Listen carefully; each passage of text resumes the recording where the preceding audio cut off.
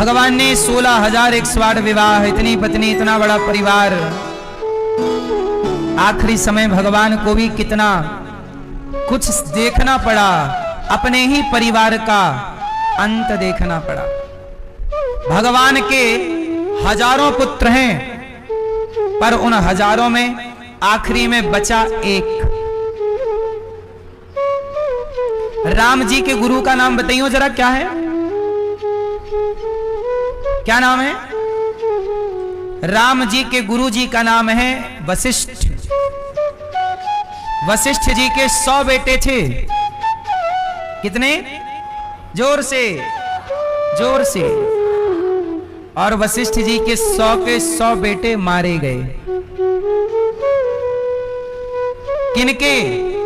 राम के गुरु के 100 पुत्र समाप्त हो गए। कई बार आप परेशान हो जाते हैं, उदास हो जाते हैं, ये सब क्यों हो गया, ये सब नहीं होना चाहिए। घटनाएं, वशिष्ठ जी इतने बड़े ज्ञाता, इतने बड़े विद्वान, राम के गुरु, उनके जीवन में कष्ट आया है, तो हमें और आपके जीवन में कष्ट नहीं आएगा? इसलिए जीवन में कष्ट तो आएगा, तकलीफें आएंगी, पर भगवान ने हमें क्या सिखाया है? जो होना है वो होएगा। आप मुस्कुराया करिए, प्रसन्न रहिए। एक बार जिंदगी मिली है, जी लो। भगवान ने रुक्मणी जी से कहा कि प्रेम की बातें हैं। फिर अनिरुद्ध के विवाह की कथा है। अनिरुद्ध का विवाह उषा के साथ बाणासुर पर कृपा हुई। राजा नृग भगवान के गौदान करते थे, जिसके कारण आखिरी समय राजा नृग को भगवान के दर्शन हुए। इसलिए आपसे कहता हूं, जीवन में गौदान अवश्य करिएगा। पाप तो कर ही चुके हैं हम, अब थोड़ा सा पुण्य कर लें। गौदान, अन्नदान, शिक्षा का दान, सब दान है। इसलिए कहता हूं, गौरी गोपाल गौशाला में गौदान आप कर सकते हैं। आज हमारी मैया जी ने किया गौदान। गाय को चारा, चारे का दान, तुला दान कर सकते हैं। आप करते रहिएगा। यही मरने से पहले आप 3 काम करिएगा। गौदान करके ही मरिएगा। अन्नदान, मरने के बाद 13 ब्राह्मणों को खिलाया जाएगा। अन्नदान ही तो होता है। जीते जी 13 को क्यों, सैकड़ों संतों को, गौरी गोपाल में हजारों संत आते हैं। जीते जी खिला दो, मरने के बाद तो 13 लोग खाएंगे ही। तो मरने से पहले गौदान, अन्नदान। गौरी गोपाल आश्रम में हजारों संत पर डे भोजन करते हैं। कल का नक्षत्र आप भी अपनी ओर से बंटवा सकते हैं। संतों के भोजन की सेवा आप कर सकते हैं। और मरने से पहले तीसरा काम, भागवत सुन लीजिएगा। अभी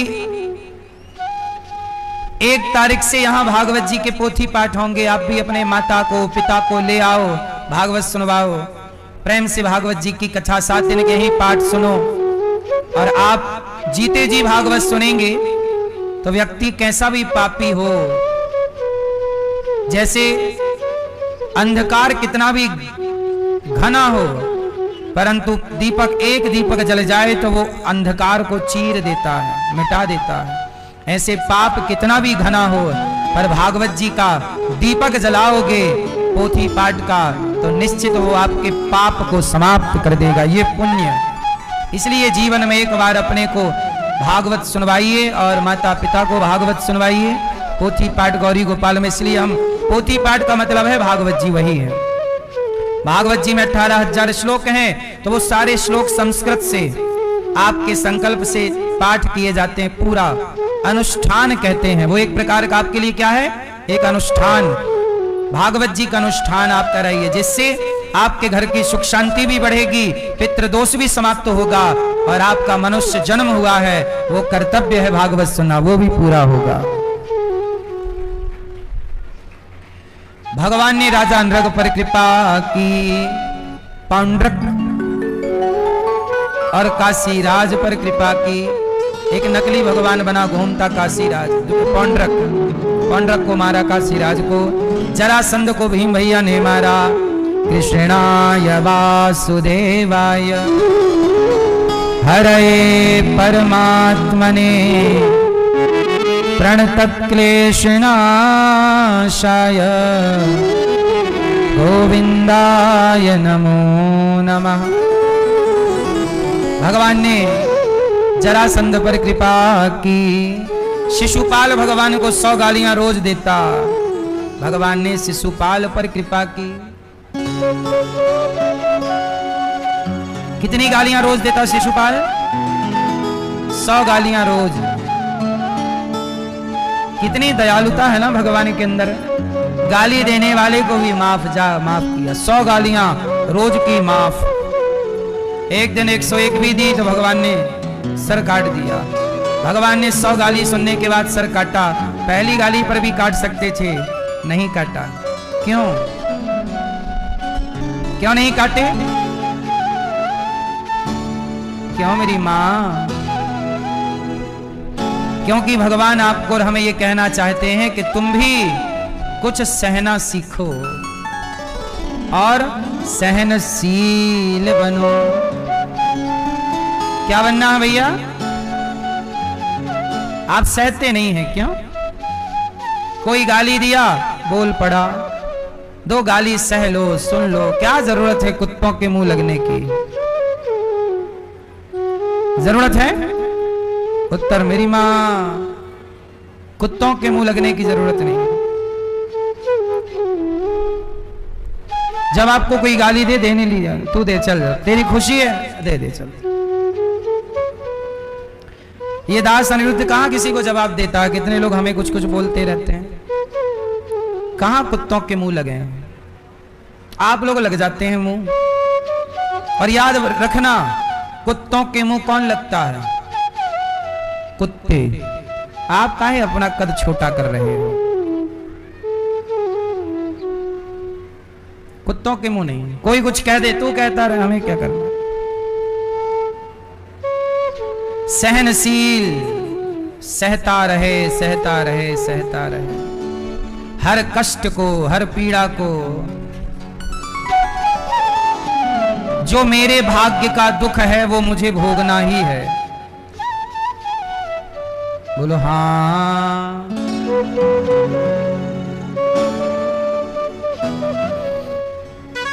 एक पत्थर होता है, पत्थर में मूर्तिकार पत्थर को छैनी हथौड़ी से मारता है और वो पत्थर उस मूर्तिकार की हर चोट को सहता है। सहता है तभी ना भगवान बनता है वो पत्थर। और टूट जाए तो कंकड़ पत्थर बन जाएगा।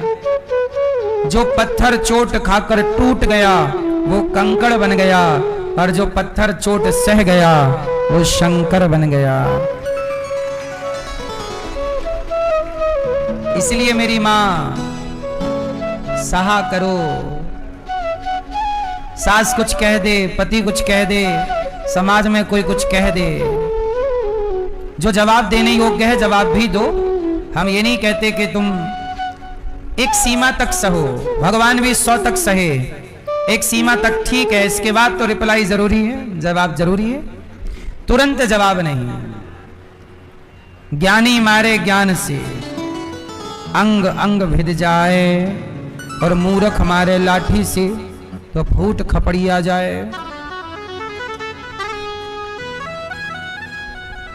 भगवान ने शिशुपाल का उद्धार किया और धर्मराज युधिष्ठिर के यज्ञ में गए, यज्ञ पूरा कराया। एक धर्मराज जी का यज्ञ ही पूरा नहीं हो रहा था। क्यों? क्योंकि उनके यहां एक भूखा व्यक्ति रह गया था। सबने भोजन कर लिया, एक रह गया। सोचिए, एक भी भूखा है तो अभी यज्ञ अधूरा है। इसलिए गौरी गोपाल में 24 घंटे भोजन चलता है कि कोई कभी भी आए भूखा ना रहे, रात को आए तो। इसलिए हर समय गौरी गोपाल आश्रम में सबको भरपेट भोजन मिलता है, अखंड रसोई चलती है। भारत की सबसे बड़ी रसोइयों में एक है ये। आप भी अन्नदान से जुड़िएगा। देखो ये हजारों भक्त लाइन में खड़े हैं भोजन करने के लिए। ये रोज का चित्र है, रोज की सेवा है। आपसे मेरी प्रार्थना है कि आप भी अन्नदान करना सीखें और बच्चों को भी सिखाएं। एक व्यक्ति जब भोजन किया तब धर्मराज युधिष्ठिर का यज्ञ पूरा हो गया। शाल्व और दंतवक्र को भगवान ने मारा। भगवान के एक परम मित्र हुए हैं सुदामा। कृष्णस्यासीत् सखा कश्चित् ब्राह्मणो ब्रह्मवित्तमः विरक्त इंद्रियार्थेषु प्रशांतात्मा जितेंद्रियः। सुदामा जी भगवान के परम भक्त हुए हैं। सुदामा जी गरीब हैं कि अमीर हैं? जोर से, जोर से। भगवान करें आप लोग बहुत अमीर हों। सुदामा जी ने जब गरीब थे तो भी भगवान को भजे, और जब सुदामा को भगवान ने दौलत दी, एक मुट्ठी चावल खाए, भगवान ने विश्वकर्मा जी को भेजा जाओ सुदामा को दो। और जब सुदामा से को धन धान्य मिला और सुदामा जी जब वापस आए तो महल पाए सुदामा जी। क्या पाए?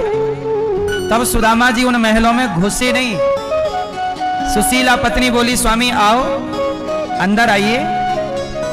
सुदामा जी बोली देवी नहीं। पहले ये बताओ ये महल किसने दिए, ये सुख किसने दिया? कहा प्रभु ने दिया है। सुदामा जी बोले हे श्याम सुंदर, हे कृष्ण, जब तक आप आकर ये नहीं कहोगे कि मुझे इन महलों में जाकर सुख भोगते हुए घमंड नहीं आएगा। यदि मुझे अहंकार आ गया इस धन का तो मैं आपको भूल जाऊंगा। पहले आप ये वचन दो कि नाथ मैं आपको कभी भूलूं नहीं। तब श्री कृष्ण आए सुदामा जी के पास और सुदामा जी के महलों में बिठाकर सुदामा ने, भगवान ने सुदामा को राजाओं जैसा सुख दिया। जैसा द्वारिका का सुख था ऐसे ही मित्र को दिया। और भगवान ने ये वचन दिया कि तुम्हें कभी अहंकार नहीं आएगा और तुम कभी मुझे भूलोगे नहीं। तो सुदामा गरीब रहे हैं या अमीर हैं, दोनों हाल में वो प्रभु को याद रखते हैं। और हम लोग एक हाल में भूल जाते हैं, एक हाल में याद रखते हैं। इसलिए मेरी माँ हर हाल में भगवान को याद रखो। बोलो हे नाथ मैं आपको कभी भूलूं नहीं। हे नाथ मैं आपको कभी भूलूं नहीं। सदा याद रखिएगा भगवान को, भुलाइए मत। सुदामा जी पल पल याद करते हैं। जिन्होंने सांसें दी हैं, जिन्होंने जीवन दिया है, उसे कौन भूल सकता है? अज्ञानी है वो जो इतना कुछ देने वाले परमात्मा को भुला दिया। सुदामा ने पत्नी से कहा, सुशीला बोलती हैं स्वामी खाने को रोटी नहीं है। सुदामा जी बोले आज बच्चों को पानी पिला दो, पानी पिला दो, बोलना कल कुछ आएगा तो खाएंगे, कल कुछ मिलेगा तो खाएंगे। कल फिर भिक्षा मांगने गए, भिक्षाम देही। कल भी कुछ नहीं मिला, किसी ने कुछ नहीं दिया। देखो जरा सुदामा जी इतने गरीब ना होते तो सुदामा जी के अंदर द्वारिका जाने का विचार कैसे आता? और विचार ही नहीं आता तो द्वारिका ना जाते, और ना जाते तो आज सुदामा और कृष्ण की कथा ना होती। गरीबी थी, खाने को रोटी नहीं थी, तब ना सुशीला ने कहा कि आप अपने बचपन के मित्र के पास चले जाओ, शायद वो कुछ मदद कर दें। सुदामा जी बोले मैं इसलिए नहीं जाऊंगा कि मैं मदद मांगने चला जाऊं। मुझे सुदामा जी गरीब हैं पर स्वाभिमानी हैं, वो भगवान से भी नहीं मांगते। ये है भक्त, भगवान से भी नहीं मांगते। और सुदामा जी कुछ लेने नहीं गए थे, मुट्ठी भर चावल देने गए थे। मांगना नहीं है।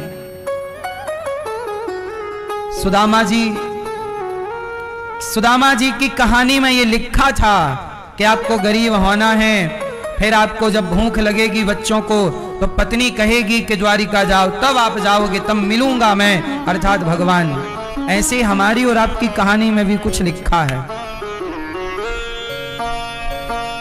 समझ में आ रही है कि नहीं? आपके आने से पहले आपकी कहानी लिखी जा चुकी है। किस तारीख को आप जाओगे और आपकी वापसी की तारीख भी लिखी है। आप कब मरेंगे और मरने का बहाना क्या होगा, मतलब कैसे मरेंगे, क्योंकि सब लोग अलग अलग तरीके से मरते हैं ना। बोलो हाँ, आप लोग कैसे मरना पसंद करोगे? कैसे मरने के समय कैसा मरना पसंद है कि मरते के समय भगवान का स्मरण रहे। किसका स्मरण रहे? केवल भगवान का स्मरण रहे। ये ऐसा मरना पसंद है। लोग ना कैसे कैसे मर जाते हैं। बेटा को बुलाओ और हो गए टैं, बेटा बेटा। पोती को बुलाओ, पोती को देख ले टैं हो गए। ये कोई मरना है? कुत्तों की तरह मर गए। ऐसे नहीं मरना आप लोगों को, ठीक है? तो भगवान ने पूरी कहानी आपके जन्म से पहले लिखी है। आपकी भी कहानी, मेरी भी कहानी। कब आओगे, कब जाओगे, क्या क्या करोगे। सुदामा जी की भी कहानी में यही था। इसलिए ये मत कहा करो हम बहुत गरीब हैं। तुम्हारी गरीबी भी उस कहानी का एक हिस्सा है। बस आप सही निर्णय लेते चलिए, मेहनत करते चलिए, कार्य करते चलिए, परमात्मा की ओर नजर बनाए रखिए, आगे बढ़ते रहिए। परमात्मा सुदामा जी के जीवन में बदलाव हुआ तो आपके जीवन में क्यों नहीं होगा? सुदामा जी, पत्नी ने कहा कि मित्र से मिल आओ। सुदामा जी ऐसे नहीं जाएंगे खाली हाथ। कुछ घर में था नहीं, पड़ोसन से उधार मांग के ले आई तो पड़ोसन ने चिवड़ा दे दिया, चावल। चिवड़ा लेकर के आई, पोटरी में बांधा। चले श्याम सुंदर से मिलने सुदामा, गाते हुए मन में हरे कृष्ण रामा। कुचैलम मलिनम क्षामम ध्वजम धमनि संततम। फटे पुराने कपड़े पहन के जा रहे हैं। विरक्त सुदामा जी, विरक्त इंद्रियार्थेषु प्रशांतात्मा जितेंद्रियः। चले, श्याम सुंदर रास्ते में मिल गए। बाबा कहां जा रहे हो? गाड़ी वाले बनकर आए। सुदामा जी पहुंचे। सुदामा जी पहुंचे द्वारिका। भगवान ने गाड़ी में बिठाया। बाबा मैं द्वारिका जा रहा हूं, चलोगे? सुदामा जी द्वारिका पहुंचे। लोगों ने पूछा बाबा कहां से आए हो? कहां से आए हो? सुदामा जी बोले हम पोरबंदर से आए हैं। क्यों आए हो? कृष्ण हमारे बचपन के मित्र हैं, उनसे मिलने आया हूं। कहो घन श्याम से जाकर, है ना?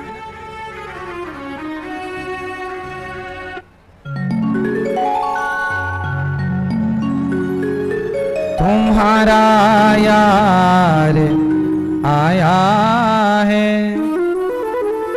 तुम्हारा यार आया है।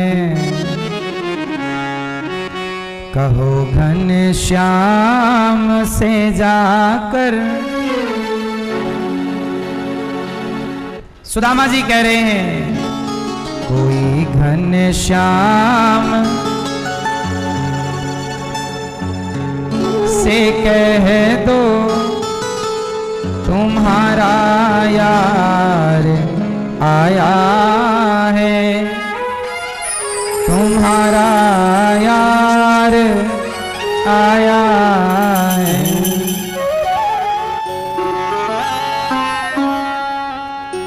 हुई दुर्बल मेरी हालत, पड़े हैं पांव पाँव में छाले पड़े हैं, पाँव में छाले।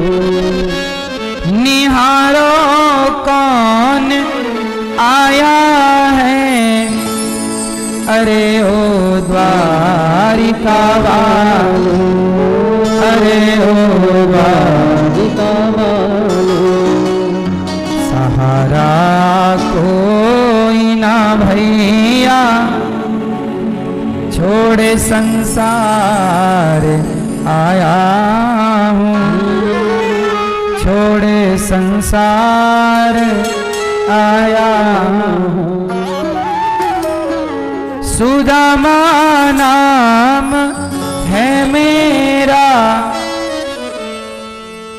सखा घनश्याम है मेरा, सखा घनश्याम है मेरा। द्वारपाल डर गया कि देखो कह रहे हैं कि ये कन्हैया हमारे दोस्त हैं, अरे तुम्हारी हालत क्या, तुम्हारी हैसियत क्या और भगवान क्या। तब सुदामा जी ने कहा ना घबराओ, कहो जाकर दिया है द्वार पर डेरा, दिया है द्वार पर डेरा। रहे हैं साथ कुछ दिन वो, यही अधिकार लाया हूँ, यही अधिकार लाया हूँ। द्वारपाल गया, भगवान से कहा प्रभु कोई बचपन के आपके मित्र हैं, अपना नाम सुदामा बता रहे हैं। जैसे ही सुदामा जी का नाम सुना, प्रभु आपके कोई बचपन के दोस्त आए हैं, फटा सा कपड़ा है, नंगे पांव, मैले से कपड़े हैं और हालत बड़ी दुर्बल है। क्या नाम है? सुदामा। द्वारिकाधीश तो ऐसे दौड़े जैसे कोई लोभी धन की ओर दौड़ता है, कोई कामी स्त्री की ओर दौड़ता है, ऐसे भगवान भक्त की ओर दौड़े। सुदामा, सुदामा मेरा मित्र आया है। रुक्मणी सुना, मेरा यार आया है। सब देखने को चकित हुए, कौन है देखें तो हम। जाकर देखे, फटे पुराने कपड़े पहनकर लाठी लेकर सुदामा जी द्वार पर खड़े। बड़ी देर होने पर सुदामा जी को लगा पता नहीं पहचानेंगे कि नहीं, वापस जाने लगे।